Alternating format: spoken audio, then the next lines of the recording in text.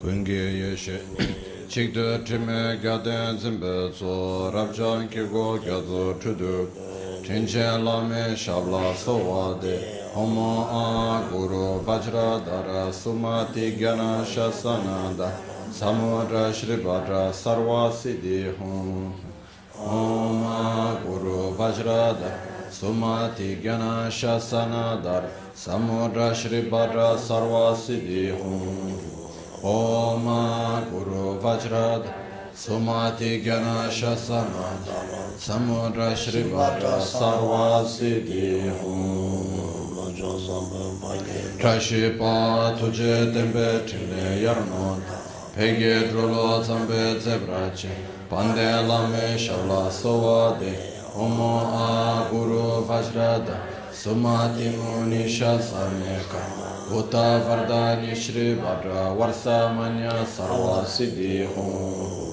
Om Guru Vajrad Sumati Muni Shasaneka Uta Vardani Shri Bhadra Varsa Manya Sarva Siddhi Hum Om Guru Vajrad Sumati Muni Shasaneka Shri Bhadra Varsa Manya Sarva Siddhi Hum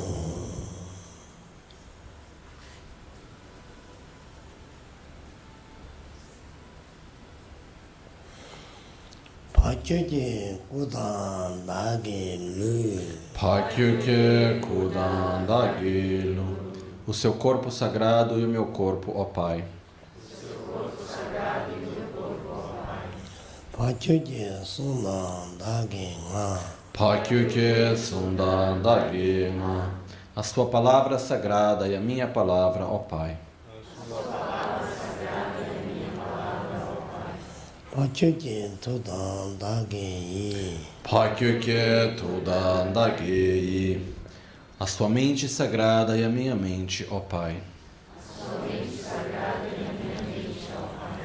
Tayime Chikdo Chingilo Tenyerme Chikdo Jingilo Abençoe-me para que se tornem inseparáveis e da mesma natureza.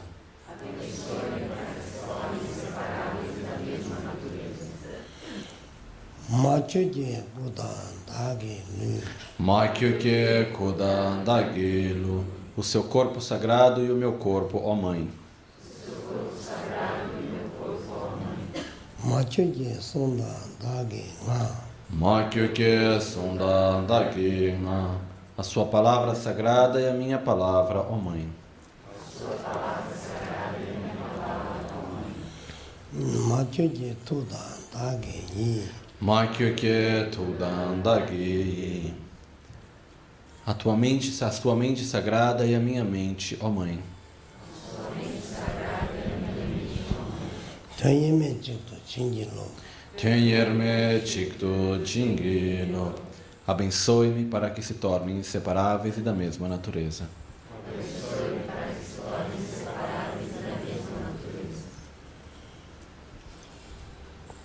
Na Taram Tsemen Den Chikdo Wina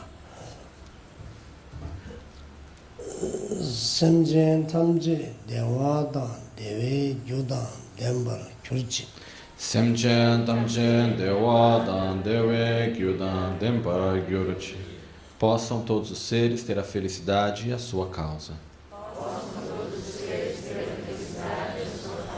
Semjen Tamje Dungadan Dungagi Gyudan Chawar Kyurchi Semchen Tamche Dungadan Dungagi Gyudan Talvar Gyurchi Possam todos os seres ser livres do sofrimento de sua causa.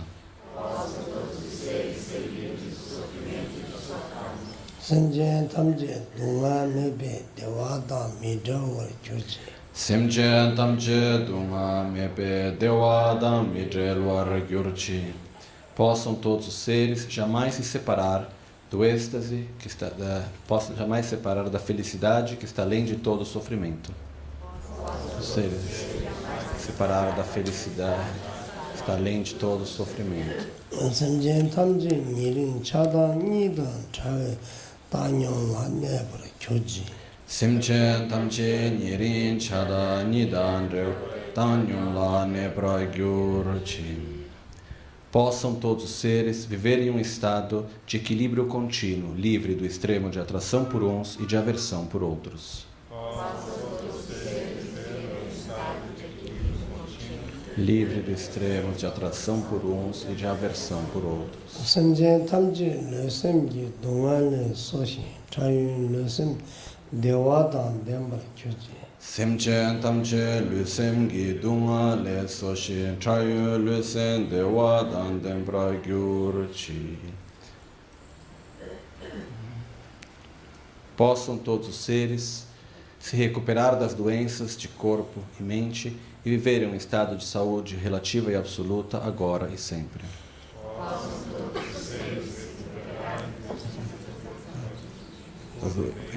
E viver em um estado de saúde relativa e absoluta agora e sempre. Semjen tamje nga so topjin china nuju kuyu dangshin zangwar ne gyurji. Semchen tamche ngaso topchi china nechu kur danshin tsangma ne gyurchi. Possam todos os seres viverem em um meio ambiente puro e saudável agora e sempre.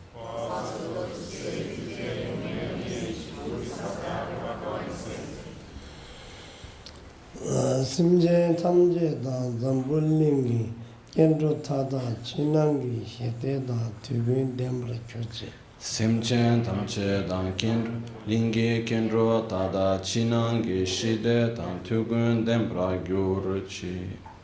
Possam todos os seres desenvolver a paz interior e desfrutar da paz mundial agora e sempre.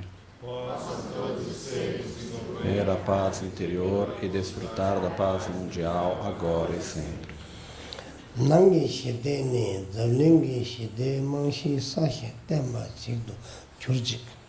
Nangi shide ne zamlingi shide gisashi manchin temba shi gyurchik. A paz interna é a base mais sólida para a paz mundial. A paz interna é a base mais sólida para a paz mundial.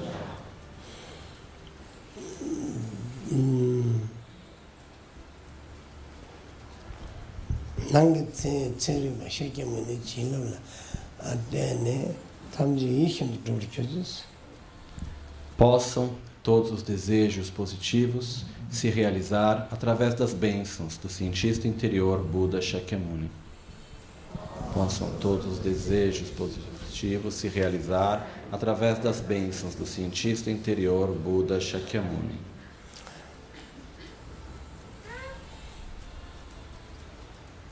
Boa noite. Trashidele.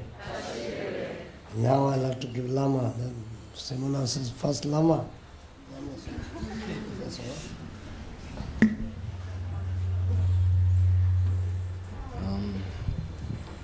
Boa noite a todos.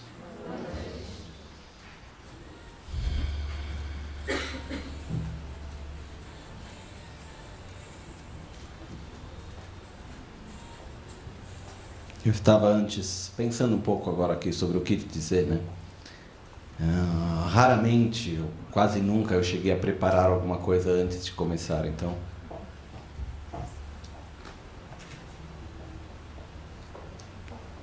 gostaria de começar por um sentimento, algo que eu acredito, mas que eu sinto também, né?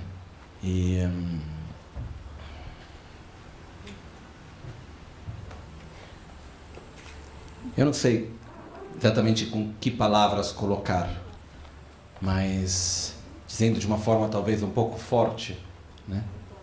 Eu acredito não ser uma pessoa muito religiosa.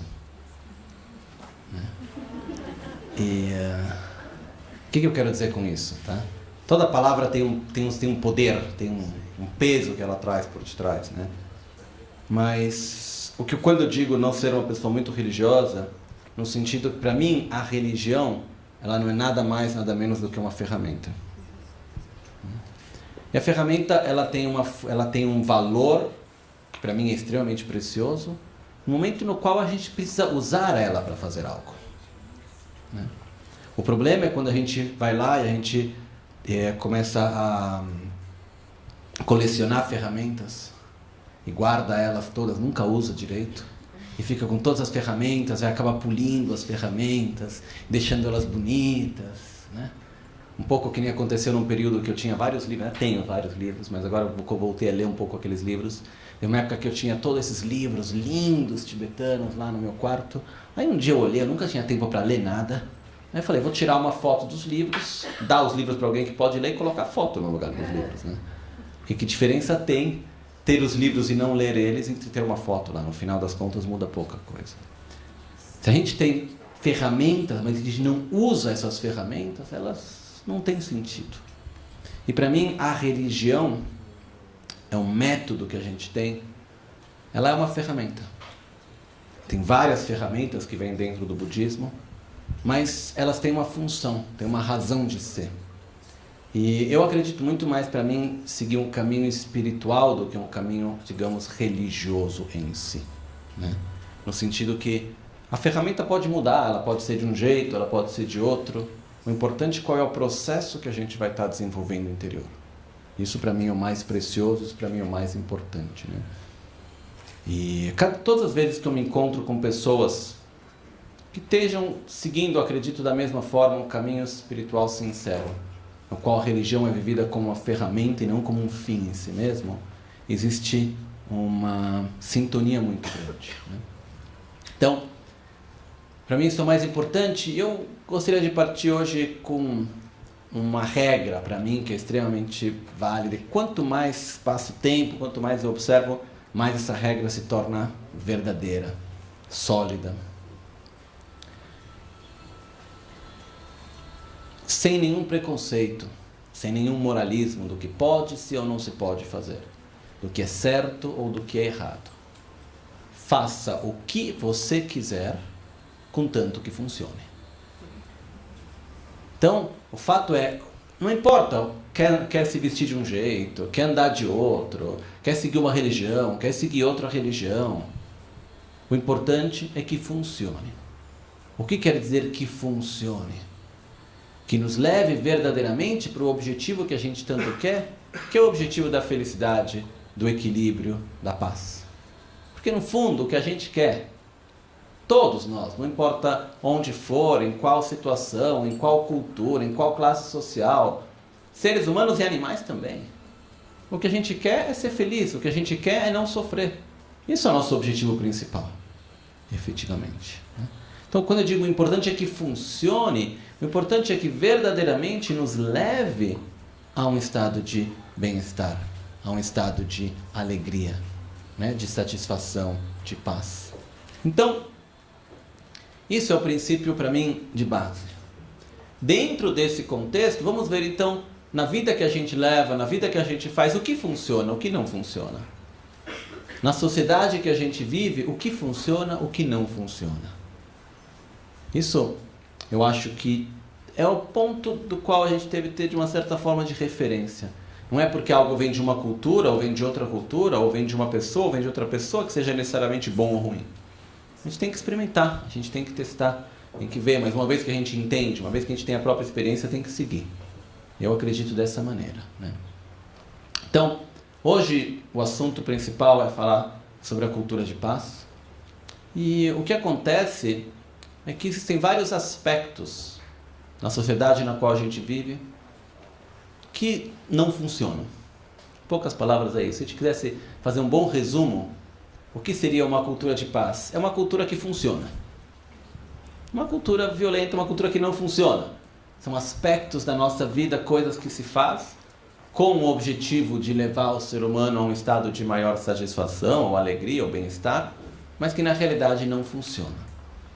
Um dos primeiros aspectos que eu acho que não funciona muito é o peso, o valor que é dado na sociedade, na vida, para todo o aspecto material, né? Então, desde o momento da educação, quando a criança é pequena, muitas vezes a educação até direto com os pais, a criança está chorando, o que os pais muitas vezes falam? Não chora não precisa chorar, tá aqui, eu te compro um presente, te dou uma bala, te dou um sorvete, né? Não é que vai perguntar o que aconteceu, tentar entender a criança, vê um pouco, não, importante ir lá, vai lá, toma alguma coisa. Então tem sempre essa troca do material para trazer a satisfação, para trazer a alegria. E no que a gente vai crescendo nos anos, o caminho que no qual nós somos direcionados é diretamente esse, porque o que a gente estuda na escola, o que é? São todas matérias que servem para um dia poder exercer uma profissão, principalmente. Em grande parte é isso. Então qual que é o objetivo? Eu tenho que estudar, porque depois eu tenho que me formar, porque eu preciso achar um trabalho, porque eu preciso sobreviver. Ótimo e necessário. Porém, não é o bastante. Eu acho assim que tem muita coisa que a gente ainda poderia fazer, que é necessária, que aqui simplesmente não sustenta, né? E disso me vem em mente, uma vez eu estava conversando com uma amiga, uma discípula, que estava fazendo uma tese para a Universidade de Economia do Desenvolvimento. Ela veio conversar um pouco comigo sobre a tese e tal. Aí nesse momento a gente entrou um pouco para discutir e eu vi uma pergunta que foi: qual que é o objetivo da economia? Por que existe? Qual que é a função? Qual é o objetivo em si da economia, né? A definição que se ensina, uma das definições, mas a mais clássica definição de economia que se ensina na universidade, eu nunca estudei economia, entendo nada de economia, porém, a definição que é dada é: a economia é a ciência que faz com que recursos finitos possam satisfazer o desejo infinito do homem. Okay? É a ciência que faz, ou que pelo menos pretende fazer, né? Com que recursos finitos, que é a natureza, no final das contas, possam satisfazer o desejo infinito do ser humano. É contraditório em si mesma, porque algo infinito não pode ser satisfeito, primeira coisa. Muito menos por algo que é finito, né? Mas o que ocorre é que, se a gente observar na nossa vida, na forma como é trazido para a gente na sociedade, é dada uma ênfase muito, muito, muito grande a toda a parte material, como se fosse a única coisa que verdadeiramente fosse importante. Desde a fase de educação até o aspecto de qual que é o objetivo ao qual eu tenho que seguir, qual é o ponto de referência, qual é o ponto de referência se uma pessoa tem sucesso na vida ou se ela não tem sucesso na vida. Tudo isso se parte sempre do aspecto material. Como eu disse antes, sem querer ter moralismos e dizer o que é certo e o que é errado. O importante é: funciona ou não funciona? Aqueles que conseguem, de uma forma com sucesso, seguir esse processo. Então, escola, universidade, trabalho, carreira, dinheiro, etc. Funciona? Traz a felicidade de verdade ou tem uma hora que isso não sustenta mais? Daquilo que eu pude ver até hoje, não sustenta. Então, o que acontece é que esse é um primeiro aspecto que toda a energia, principalmente quando a gente olha o aspecto da educação, está focado nisso. Grande parte da educação, para não dizer toda, porque talvez seria um pouco demais, mas grande parte da educação, por sorte não em todas as escolas, não em todos os lugares, tem lugares que têm uma consciência diferente, mas generalizando, grande parte da educação é colocada a ênfase onde? Na formação, naquilo que a gente chama de formal, para poder desenvolver as qualidades para fazer com que a economia vá para frente, porque tudo isso é novidade também na nossa como ser humano, né? Esse tipo de estudo, isso é uma coisa também interessante da gente observar. O estudo obrigatório, que hoje em dia a gente olha como se fosse uma coisa maravilhosa, super importante e necessária, foi criado como uma necessidade do mercado, da indústria, de formar pessoas iguais para poder exercer funções iguais para que a indústria e o mercado pudessem funcionar. Tem toda uma parte por detrás disso que também tem isso. Então é algo que não é tão óbvio assim, né? Mas o que ocorre é que nesse sistema de educação a ênfase ela é dada principalmente nessa direção, deixando lacunas. Porque os pais, as famílias hoje em dia não são mais estruturadas como antes. onde os pais vivem junto com os próprios pais, e tem os avós, e tem os tios. Então, se o pai ou a mãe vão trabalhar, tem o tio, tem o avô, tem alguém que cuida, tem alguém que está presente para ver o que acontece com a criança, para entender o que está acontecendo do outro lado, para olhar nos olhos dela, para dar um conselho, dar um carinho, dar um direcionamento na vida. Hoje em dia, o direcionamento é dado pela televisão, muitas vezes. É uma triste verdade, né? Educação Globo SBT. De uma certa forma, é verdade. Então, o que ocorre é que existe um espaço muito grande, um vazio muito grande naquilo que seria a educação não formal, que Lama Ganchen já há tantos e tantos anos tem nos dito, né? Já faz assim, agora eu nem me lembro mais quantos anos atrás que Lama Ganchen começou a dizer, olha, a educação formal maravilhosa, porque ele nunca vai falar mal de alguma coisa, é muito difícil, né? Ele fala, a educação formal está ótima, porém, precisa colocar também uma educação não formal. O que é essa educação não formal?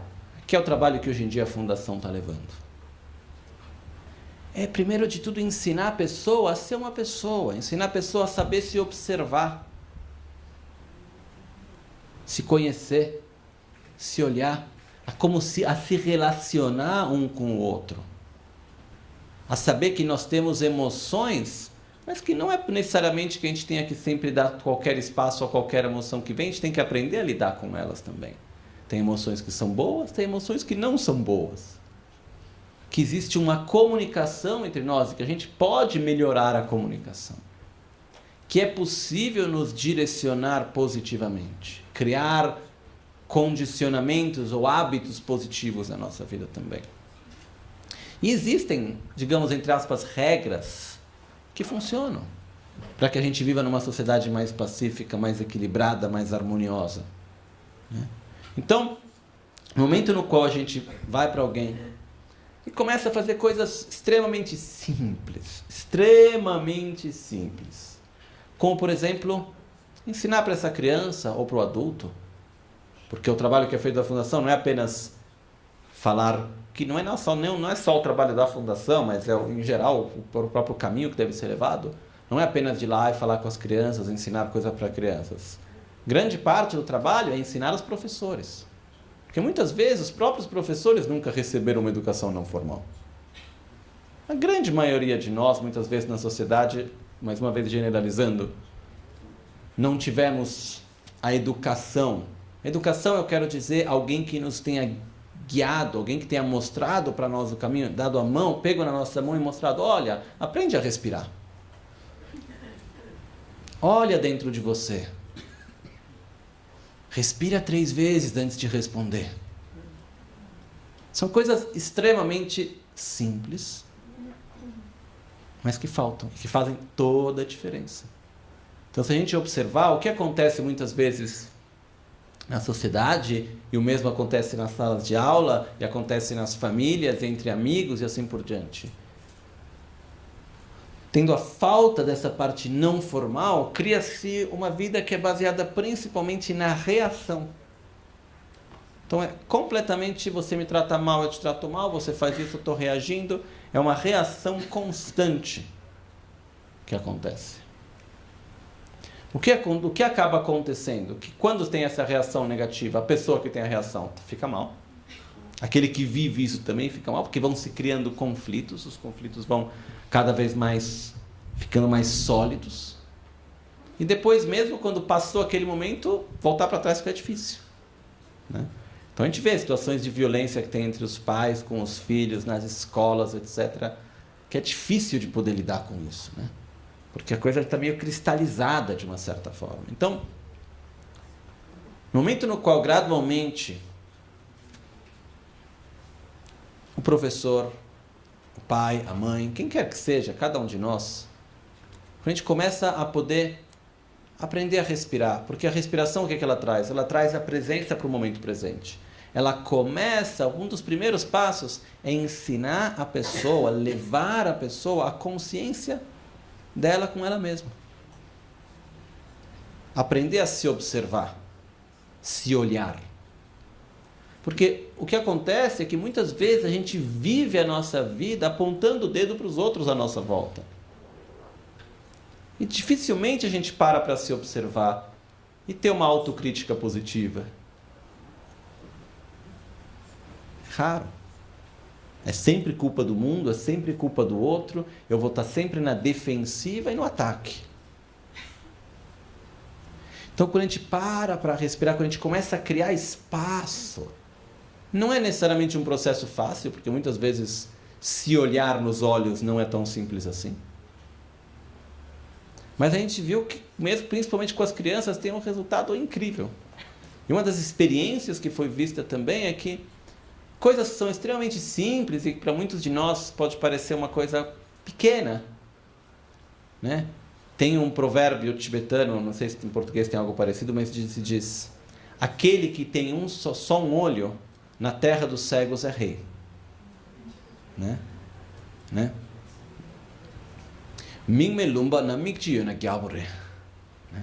Então o que acontece é que quando a gente leva algo que pode parecer muito pequeno, mas aquele pouco onde não tem nada, vale muito. E se levar muito, vale nada, porque não tem a capacidade de digerir ao mesmo tempo também. Então uma das coisas que a gente teve que aprender nesse processo também, mas que é extremamente precioso, é respeitar aquele que está diante de nós. Quais são suas capacidades? Como o Buda sempre disse, você deve transmitir, ensinar de acordo com a capacidade e a mentalidade daquele que está à sua frente. Quando a gente fala sobre uma educação de paz, um dos aspectos importantes é que quando a gente fala com alguém, eu, como nesse momento estou falando com vocês, eu não estou falando para mim. O que eu estou dizendo eu sei, eu não preciso falar para ninguém. É claro que de vez em quando a gente quer falar só porque a gente quer falar. A gente precisa de vez em quando verbalizar para ter clareza dos nossos pensamentos, emoções e sentimentos.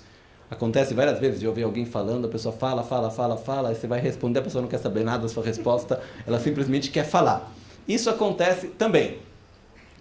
Em geral, tira essas situações de querer desabafar, de precisar de conversar para poder verbalizar e ter uma certa forma, ter mais clareza sobre aquilo que a gente quer dizer. No começo eu não entendia isso, porque bem fora da minha forma de ser.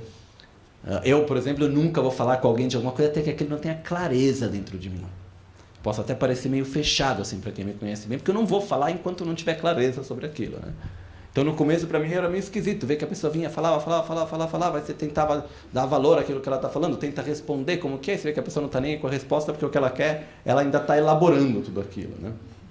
Mas tirando essa situação, quando a gente vai falar com alguém, a prioridade é aquele que escuta, não é aquele que fala. Eu tenho que levar em consideração a mentalidade, o contexto, as emoções, tudo da pessoa que está escutando, porque se tem uma coisa difícil é comunicação verbal. Se tem uma coisa que é falha na sua própria natureza é a comunicação verbal. Porque o que é, em outras palavras, a comunicação verbal? Eu tenho pensamentos, sentimentos, emoções, eu vou transformar isso em sons, vocês vão ouvir esses sons, vão atribuir valores a esses sons e chegar em conclusões. 100% das vezes não bate. Uma parte pode bater, pode ser igual. É como pegar uma mensagem e encriptar ela. Quando a gente manda um e-mail, uma pessoa para outra, quando a gente manda um e-mail, não é que o e-mail passa pela internet e chega até outra pessoa exatamente com as mesmas palavras. Ele vira um monte de 1 e 0, são pacotes de dados que são colocados juntos por vários caminhos e se reencontram do outro lado e chegam no computador da pessoa, tá? Imagina o que aconteceria se entre o e-mail que eu mando e que você recebe, a gente tem versões de encriptação e decriptação completamente diferentes. Nunca vai chegar a mesma coisa. Isso é um pouco o que acontece quando nós conversamos uns com os outros.